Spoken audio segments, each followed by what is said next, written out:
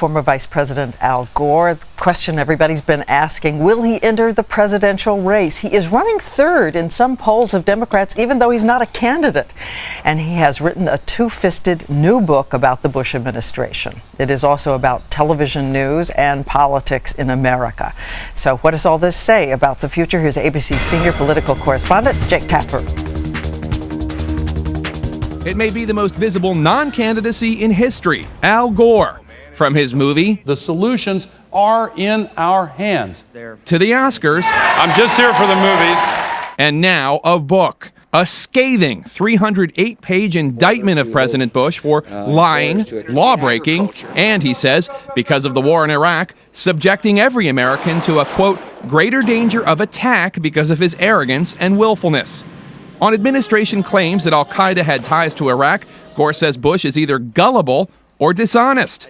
He says of the NSA warrantless wiretap surveillance program, quote, President Bush has repeatedly violated the law for 6 years. And he assails the administration for incompetence on the environment, the response to Hurricane Katrina, and 9/11, saying at one point the president is, quote, genuinely unfit to lead our nation. Gore also attacks the paralysis of the conversation of democracy, even using brain studies to show the effect of the media focus on matters frightening and shallow, not truly important. As with debate coverage 7 years ago, focusing on his sighing, not his arguments. Meant to be. And some liberals may hope this book is an opening salvo in a Gore campaign. Gore says he has no plans to run, but he's not firmly shut the door. This fall seems to be his last possible moment. For Good Morning America, Jake Tapper, ABC News, Washington. And joining us now is the author of The Assault on Reason, former Vice President Al Gore. And it's good to have you with us this morning. Okay, you're not going to tell me again that you have no plans to run, are you? Tell me this morning. Well, I'm not a candidate, and this book is not a political book. It's not a candidate book at all. It's about the fact that there are cracks in the foundation of American democracy that have to be fixed. You know, I've been working on this climate crisis for so long, and that has led me to ask why it is that in our great democracy we have not yet reacted to the overwhelming evidence that we should respond to the climate crisis, just as we did not react to the overwhelming evidence that it was a mistake to invade Iraq. Well, I want to come back to that thesis because part of it involves our jobs in television news, and I want to deal with that. But nonetheless, Mr. Vice President, it's going to be very hard for people to read this book and say this is not a political book, because this is a book that really does go to the current administration. And my question... Just as one of many examples of how our conversation of democracy has turned toward these buzzwords and phrases, like the frame for the discussion, the logo, Campaign '08. That's not what this is about. You know, for anybody who has asked the question, has something gone wrong in our country? This book is about that. It's about what's gone wrong and how we can fix it. But you use some very strong language here, for instance, about Iraq. And you do say at one point that history will judge this invasion as not only tragic but absurd. And another point you say, if Iraq had nothing to do with 9/11, the president took us into a war he didn't have to. 3,000 Americans and countless Iraqis died unnecessarily. Are you saying in this book and this morning that Americans, 3,000 of them, died unnecessarily? See, that's the kind of buzzword approach. Is it an unnecessary death? No, those who serve our country are honored in memory, and those who are still serving are always honored. That's not the question. There is hardly anybody in America left, Diane, who doesn't believe that it was a terrible mistake to invade a country that didn't attack us. But all of the evidence necessary to make that judgment before we invaded was available, and in hindsight, all of the blue ribbon study commissions, they look back at it and they say, oh, it's really obvious we shouldn't have done this. Republicans, Democrats, now the conclusion is not really partisan. This was a mistake. But we have been making a series of really important, really big mistakes. And the question is, how can we reinvigorate the role of we the people in American democracy so that we're part of the conversation, and so that those in both parties who are part of the elected representatives, those who are supposed to be making these decisions, are listening to reason, are looking at the facts, and not brushing past them.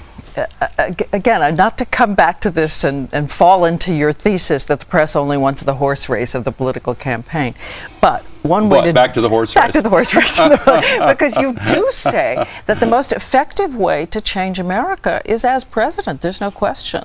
That's the most effective way. And well, it's one way.